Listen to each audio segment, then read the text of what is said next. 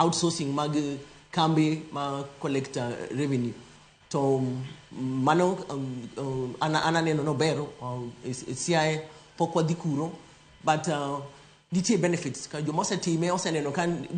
nitie increase ma revenue connection from kaka ne gitime giwegi ka gi company ma outsource ma TJ and professionally and collecting revenue but kako se watch mi badi en gima nyaka wawengi wawinjire ni en gima wadwan mondo tieki kaka wabedo gi pending bills gi contractor we teach diere nikech pok nje chule kaka winjire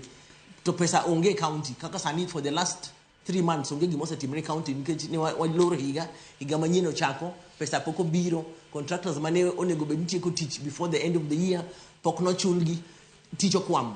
koro ka higa chako manyien ngeni chako gi gopi koro kaka wachak projects manyien bro count by the time wachak projects manyien en juma na par gariyo higa half of the year kosede so watch maduong ni mibadi ni everywhere and it's a way of life in Kenya to nyaka wa puonjire waket jo tije wa ana kapo kabire bedo MCA na ati corporate ne waketo mahino mangeny puonjo ji training all the time ni what are the systems and what are the kokilo system ni to itimo mibadi mo yudi nyaka ibed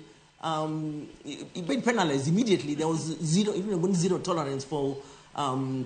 corruption. It should be in reality okni wacha ni zero tolerance. What one and on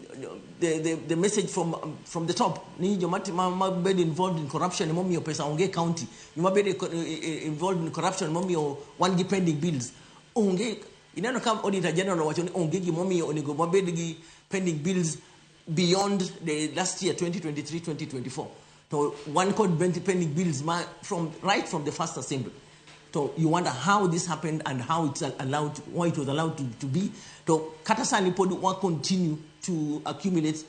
pending bills. Manongi marachi matiro dongro ke counties miyo kata contractors chunji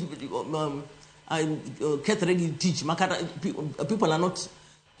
incentivized mono gidwar contract counties nikech okinge chingmi buchuli. Iti you teach ka uno ikaw loan a bank to support the work people truly 3 years, 5 years down the line, and that in itself is a retrogression. So, managi madawache generally machu mibadi mane Kenya ka kawachi mane county Marwa and mibadi mane Kenya, and until the national government declares it a disaster, really, Okwabinyalo, we won't move. 1 step ahead, 3 steps backwards. Kennedy,